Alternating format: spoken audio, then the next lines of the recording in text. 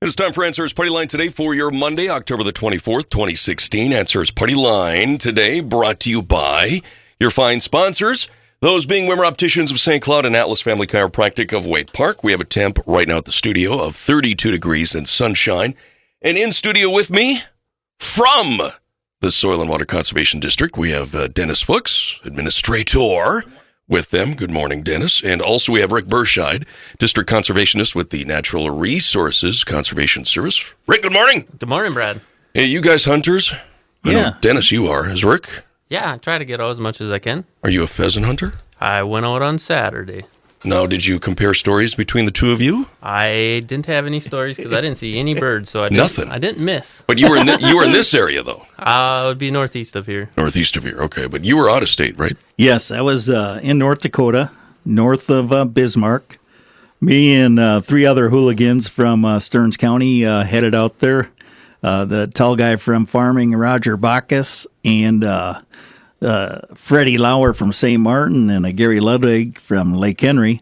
And I'm sure glad they came with because we ended up getting a lot more birds with some assistance. I had trouble hitting a few birds there.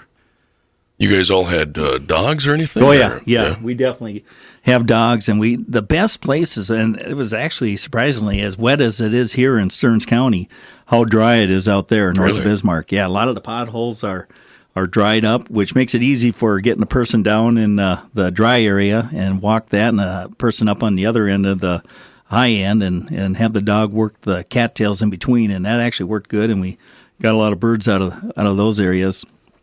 And the farmers out there are pretty easy going with giving you permission to hunt pheasant land too. And it definitely helps if you get permission, if you can give them a little treat. And one of the things that we like to do is bring some Stearns County pork sausage, from one of the great lockers that we've got in Stearns County. And that always puts a smile on the farmer's face. That's a tradition, it sounds like, with you guys. It is. And this year we brought some Reeland's pork sausage out for one of the farmers that has given us permission, and just a great way to show you really appreciate them letting you hunt their property, and they get a taste a little bit of the Stearns County great meat lockers we got right here. Was this have you been there before or? Yeah, we've been going out to north of Bismarck. We actually stay at Cross Ranch State Park. There's a log cabin there that we rent out for a week, and we've been hunting there for over 15 years, and some of those landowners we've gotten to know quite well, especially when my buddy from Lake Henry shows up with the vehicle with the Viking flags hanging out the windows and the Viking paraphernalia stuck on his vehicle, and because he's kind of a Green Bay Packer fan, one of the North Dakota farmers. So we spent a little time just talking about how great the Vikes were. But Until let's yesterday. not talk about yesterday. Yeah. But I've been telling people in the office, if you're gonna lose a game, it might as well be that one instead of the Super Bowl. That's whatever helps you make it through the season, I guess. keeps you positive. And we knew we weren't going to win them all. Yeah. But, so that's good out there. And one thing with North Dakota, they do have a lot of similar crops that we have here in central Minnesota, the corn, soybeans, and small grains. But they also have some other crops like sunflowers. Well, we got some of those around here, but there are some massive fields of sunflowers. And also flax is another crop that you'll see out there. Canola, sometimes you'll see that out there.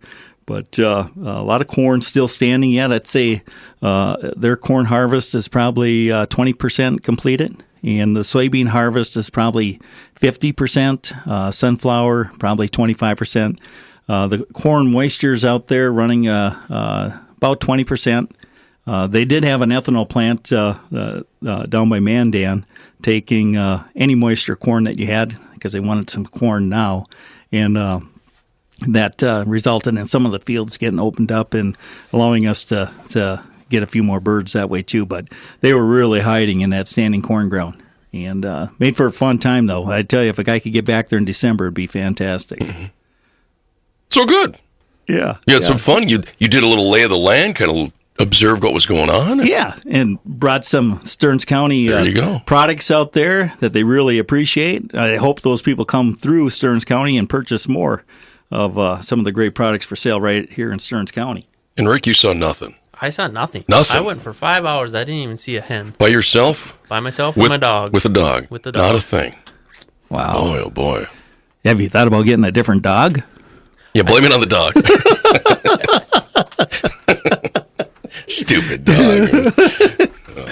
Oh, man. What updates on the buffer deal? What's going on there? Well, we are looking at over 11,000 parcels that are going to be required to have some type of buffer. As most of the radio listeners that have ag land know that you're going to have some type of buffer for public waters, lakes and streams. That'll be November of next year. And for ditches, that'll be November of 2018. And we got a lot of work to do there where we're trying to evaluate all of these parcels in-house on the computer, just looking at aerial photography on how, if they're in compliance or out. And we've got through probably half of the public waters inventory, and about 85% of those are compliant, which is really awesome.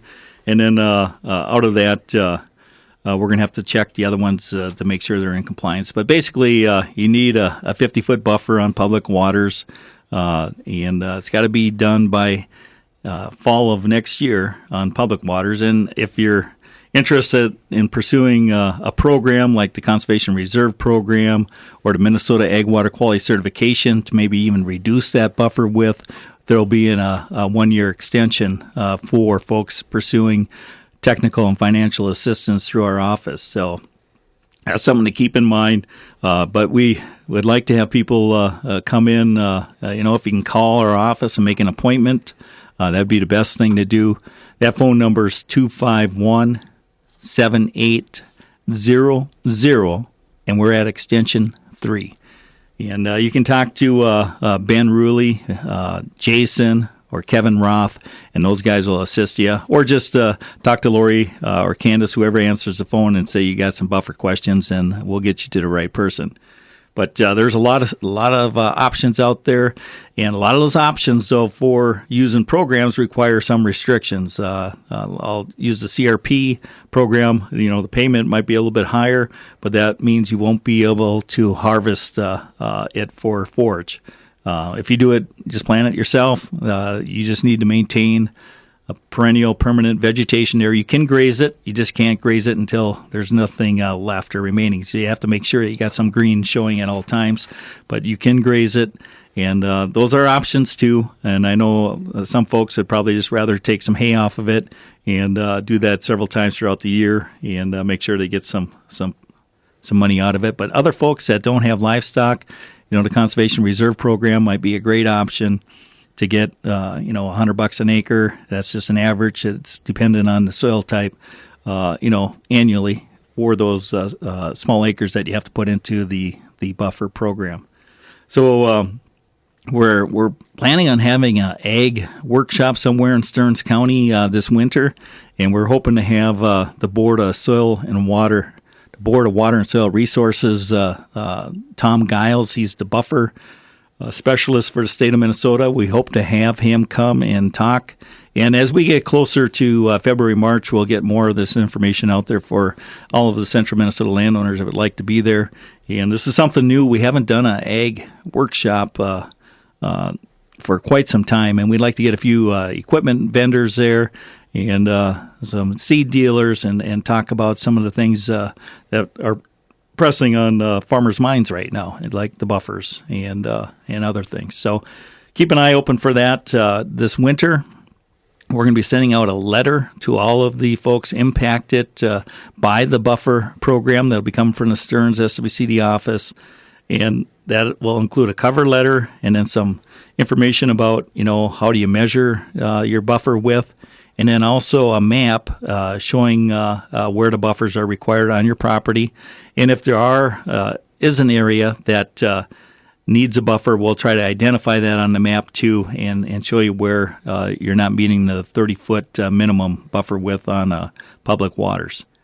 And we're also working with the watershed districts on our ditches and coordinating a lot of the effort with them on the buffer program for ditches. And that's a much smaller one rod requirement for the a buffer on a ditch. And if they're not within compliance within that deadline, what happens then? We're still trying to figure that out. The Board of Water and Soil Resources has a board, and that board is right now setting up the administrative penalty order.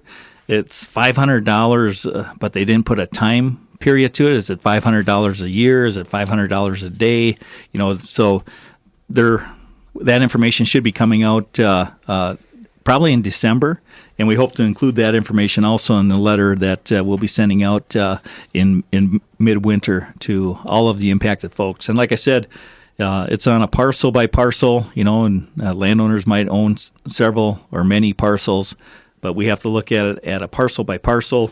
And there's over 11,000 parcels of buffer required in Stearns County, which we have a person in our office, Ben Ruley, looking at one at a time. And what he's finding out, most of the people are in compliance. So, right now over 80% of the folks are in compliance, which is awesome.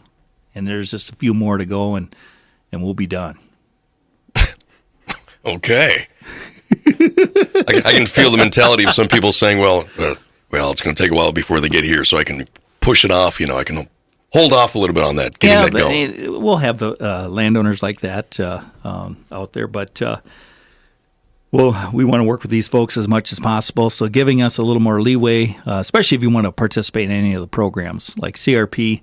We got the continuous sign up, which is, the filter strips along public waters. We can work you through that program. And we'll continue the conversation after we get back from news, Dennis. All right. And Rick. All right. 9:30, it's news time, Chasm Radio. Answers Partyline continues on Chasm Radio, visiting with Dennis Fuchs, administrator with the Stearns County Soil and Water Conservation District. Also Rick Berscheid, District Conservationist with the Natural Resources Conservation Service. If you'd like to ask Rick or Dennis a question about anything we're talking about or something else they could help you with, call us up, 320-845-2184. That's 320-845-2184, 1-800-950-2148, 1-800-950-2148. We were talking about compliance and hay buffers and how that's all getting organized yet. Yeah, and for the listeners out there impacted by this, one of the first things you want to do is visit the Minnesota DNR buffer map. Just put it in your search engine like Google or Bing and Minnesota DNR buffer map, and it'll pop up. You can click on that and then zoom into your land, your property, and it'll show you where it's required, and then it'll tell you if it's 16.5 feet or 50 feet requirement, depending on the type of water. If it's public water, 50 feet, and ditches are 16.5 or one rod. So those are some of the first things you want to do. And then if you have questions, don't be afraid to give our office a call. We're here to help you guys get through this. And I don't think this is the end of the world, and we can get through this. And our phone number at our office, once again, is 251-7800, extension 3.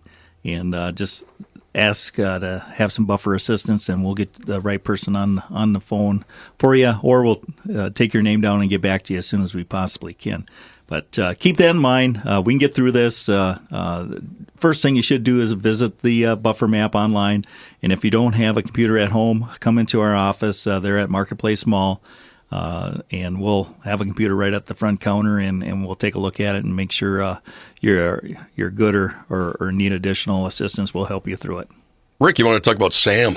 I do. I just want to update our listeners. If you are participating with the NRCS and Farm Bill programs, and you are running your operation as a business or an entity, so let's say Berscheid Farms, Inc., you need to make sure that you keep your SAM, or Systems for Awards Management registration, active. Typically, the SAM company or the entity will send out an email reminding entities to update their registration. There are other emails being sent out ahead of this one, other businesses that are soliciting their services to you to help you register your SAM registration. Just wanted to remind everyone, you can go right to sam.gov, and put in your username and password and do it for free yourself. Or if you want to, you can pay these other companies to do it for you. That is your choice. I just want to remind everyone you do have an option to do it yourself for free. I printed off the quick start guide for updating and renewing an entity number here. I don't think it takes that long to do it. I have not done it myself, but I'll just go through some of the steps here that you need to do. So first you need to go to sam.gov, put in your information, your username and password, and then you need to go to click and update your entity, and then complete the registration. In the entity list panel, click on the entity you want to update and renew. Click the update button in the registration details panel. Complete the purpose of registration. Validate your core data. Validate your assertions. Validate your representations and certifications. And validate your point of contacts, and then hit submit. Now this registration is good for a year, and then you'll have to renew next year. If you are participating in the NRCS programs, you need to have your SAM registration active for the whole length of the contract if you are an entity or running as a business. So just be aware that you can do this for yourself. You can ignore those emails if you get any that says, please contact us and we'll help you register and we'll charge you a bunch of money to register. You can do it yourself. Just go to sam.gov and put in your information. All right. Just a little follow-up on that. Our SWCD board, along with the National Association of Conservation Districts and the Minnesota Association of Districts, are very supportive of some new legislation that has been introduced by Senators Amy Klobuchar of Minnesota and John Boozman of Arkansas. And their legislation is to ease reporting requirements for small and beginning farmers who want to apply for USDA conservation programs. In a statement she issued a few weeks ago, the lawmakers say that improving access to Farm Conservation Act is needed since federal reporting requirements are aimed at large farms and can be overly burdensome for smaller farms, preventing those operations from getting assistance for conservation practices on their land. What's more, since the reporting is done electronically, farmers in areas with limited broadband are often at a disadvantage. So we're very supportive of this legislation. Anything to streamline the process with state and federal programs to get more conservation on the landscape is what we're all about. And we realize that some of the requirements are associated, with federal, receiving federal funds. You need to help the feds track that because they are a big entity, and we need to help them streamline the process as much as possible. So just a point of information, if you ever hear anything about improving access to Farm Conservation Act, you might want to let Colin Peterson, Amy Klobuchar, Senator Franken, let those folks know that you're really in support of streamlining access to those programs, especially for beginning and small farmers. All right, Dennis and Rick, we have a phone call. If you slip those headphones on, Dennis, and we'll take this phone call. Hi, you're on Chasm Radio. What's your question or comment for our guests? Okay, do we sign up in Sauk Center or do we sign up in St. Cloud for the buffer? The buffer program, that would be in Wade Park. The watershed district in Sauk Center would have some information too if you're more concerned about a ditch on your property, but we also have that information too. So we are working with Scott Henderson and his crew at the Sauk River Watershed District. So he does have that information, and if you're interested in pursuing even the Sauk River Watershed District Hayable buffer program, we also have folks that will provide technical assistance on getting that set up. So either office will be fine. If you're closer to Sauk Center, Scott could help you out there at the Sauk River Watershed District. Or if you're closer to Wade Park, you can visit our office right there at Marketplace Mall. Okay, I signed up in May. Didn't hear nothing from them. Okay, then I mentioned this to my brother. I'm going back there to Sauk River Watershed. He said, mention my name too. Okay, a couple of weeks ago I went there, signed up my name, signed up my brother's name. My brother heard from him, but we're still in limbo yet. I mean, how slow can this process be? She said she signed up in May, Dennis. Yeah, if you missed that part. Oh, okay. I guess it's hard for me to answer for the Sauk River Watershed District. If you're signing up for the hayable buffer, is that what you're signing up for? Yep. Okay. That is actually taken care of through our office, and I'm not sure if they relayed your information. Can you give our office a call? They knew what I was signing up for. They knew it. In fact, they even lined out my brother's spots. They lined them all out, but he has to have a buffer. Oh. You know, they know what we're talking about, what we want. Okay. But I don't hear from them. I said 2017 is right around the corner, and I'm not in compliance yet, and it's not my fault. Yep. Well, if you could give me a call at 10:30 when I get back to the office, I'd like to visit with you some more about it.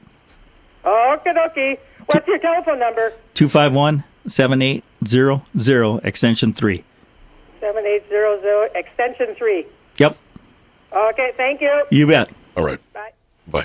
So you don't have to necessarily be in panic mode at this point. You do have some time. Yeah, we got time. Yep, exactly. Yeah. And like I said, we're going to help folks get through this. And if they're working with our office for cost share, that automatically gives you a 1-year extension on getting these buffers installed. So it's no panic mode yet. We got time. And next spring, I got a feeling a lot of folks might even plant what they always do and wait until after harvest. You know, some of these guys that are still out of compliance and wait until the last minute to get something established, or even do a dormant seeding, latter part of October. So we can work you through this. I'm glad you called. We'll get this straightened out and make sure that you get the right information. Shouldn't, when they call the Sauk River Watershed District, that they should, refer to you guys to contact you first, or? Yeah, and typically that's what they do.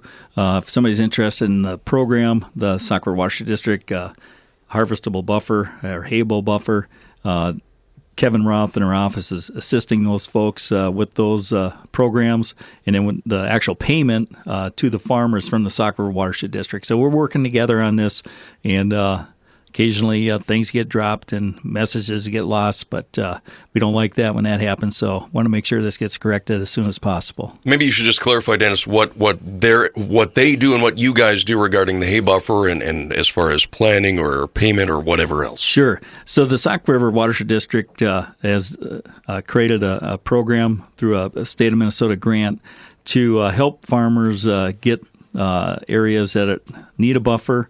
It may be part of the Minnesota DNR buffer required map. It may be additional areas that don't require a legislated buffer, but it would provide water quality improvements. So they've got this program. They got a certain amount of dollars available in portions, not the whole Sauk River Watershed District, just portions of the watershed district. So they have asked us to assist them with technical assistance in getting these buffers established, and we're working with our partners in the office, Pheasants Forever employee Kevin Roth, who's housed in our office, to help farmers get the right seed and share more information about when you can harvest. Typically, you can harvest it twice. I think it's after June 15th and before September 1st. And there's a payment associated, and I don't want to mention it on the air. It's $100, $150. Don't quote me on that. And it's good for 10 years. So the Watershed District came up with the grant, and the board approved it, and they are asking the SWCD, Pheasants Forever, to help provide technical assistance in working with the landowners. So it's a tag team effort, which may create a little confusion for the landowner, but we'll get through it. Okay. Rick, you had another thing you want to mention about? Yeah, I would like to also mention the Minnesota DNR has some money available this year. They have a cost share program for establishing trees. It's eligible on land that's non-industrial private landowners and for school forests. It's not required that you have a woodland stewardship plan. And funds should not be used for landscaping in residential yards. There's no minimum size, and it's up to the forester's discretion. The maximum Allowed funding is $10,000, and individual practices are site-specific and up to the forester's discretion.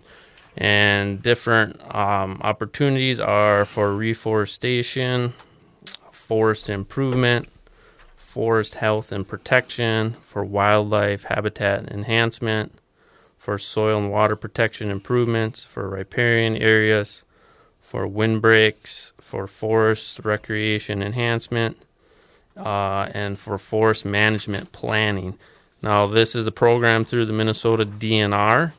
If you're interested in this or want to learn some more information, please contact your local DNR office. But they do have funding available now. Speaking of forestry management, October is a great time of the year to spot and manage the buckthorn on your property. Buckthorn is a tall shrub or small tree that can reach heights of 25 feet. It's commonly found in the understory of woodlands, fence lines, and forest edges. Buckthorn is easy to identify at this time of the year because its leaves maintain a dark green color after most of the trees and shrubs have changed color and the leaves have fallen off. So if you've got a shrub out there that's still green, there's a very good chance it's buckthorn. There are two species of buckthorn that are invasive here in Minnesota, the common and the glossy. Both species are not native to Minnesota and were introduced in the early 1800s from Europe as a plant used for hedges. Landowners are encouraged to make efforts to control it on their property, as it is on the Minnesota Restricted Noxious Weed list. It is illegal to sell, transport without a permit, or intentionally plant in Minnesota. In addition, the common and glossy buckthorns are an overwintering host site for soybean aphids and should be removed in fence lines and woodlands near soybean fields to reduce aphid populations. Other key identifying features are the common buckthorn have egg-shaped leaves with a pointed tip and stout thorns on its branches, while the glossy buckthorn has oval-shaped leaves that are glossy and lack the thorns on its branches. Female plants produce berries that are dark purple to black and are in clusters with 1/4 inch berries. The berries are not edible to humans, but birds readily consume them and get the diarrhea and spread the seeds, causing them to be aggressively spread and are quite invasive. Management includes hand pulling seedlings or small trees. Also, there's a tool called a weed wrench that can also assist with removing plants up to 2.5 inches in diameter. For larger trees with 2-inch or larger diameter, should be cut. The trunk or the plant should be cut down to the ground, and the stump should be treated with a chemical herbicide to prevent resprouting. Brush or tree-killing products that contain glyphosate or 2,4-D, a foliar treatment may also kill other desired plants from spray drift, so you got to be careful when you're using those products. Utilizing disposable brush may be a good option to spot, treat only the buckthorn. Always follow label instructions, and this can be effective as long as the temperatures are above freezing. And I think what do we have for a temp this morning? 27, and Randy said, but the official here at the radio was... Oh, where's my handy research sheet here? It was quite cold anyhow, below freezing. It was a little nippy. Yeah. Oh, here it is, right in front of me. 27. 27 degrees. Yeah, so that's going to be knocking a lot of the plants down except buckthorn. So keep an eye on that. Like it said in the article, soybean aphids, that's a great way to overwinter those pests, and we don't need those in our soybeans, so remove it, and that'll help alleviate the problem to a certain extent. All right. Tree orders. Tree orders, all right. The Stearns Soil and Water Conservation District has their tree order form out. So if you are interested in ordering trees or missed your tree order last year, we encourage you to start coming into the office now while the selection is best. They are available. You can go to their website as well and view the tree order form to see what different types of species are available. They do require you to stop by the office and submit your order and put down or pay in full, correct, Dennis? Correct. And then you'll have your trees for next spring. It's going to be here before you know it. So, Are you allowed to order again if you ordered last year? Do you have a limitation? Yeah, there's no limitation. You order as many as you want. Get your trees ordered. All right. And just a reminder, these are bare root trees. They come in bundles of 25. So these are for mass plantings. This is not to compete with landscape companies out there that have the larger trees.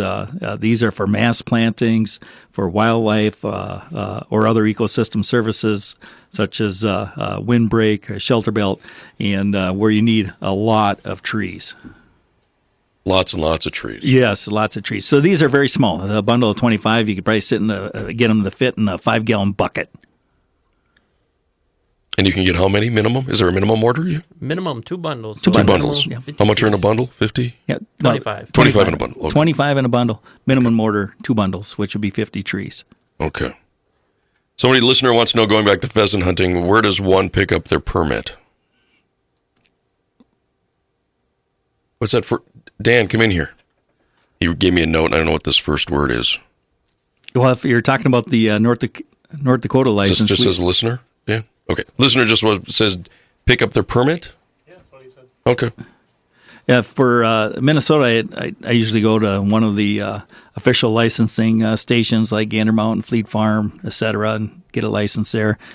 For North Dakota, I do it online, and it's very easy to do it online. Okay. Yeah, I was out fishing in North Dakota this past summer, and that was really nice. You just go right to the North Dakota, Fish and Game website, and you can purchase all your licenses online right there. And you just print them out online, or You how can does print them out, save them to your phone, okay. or just make sure you have a copy of it. Slick?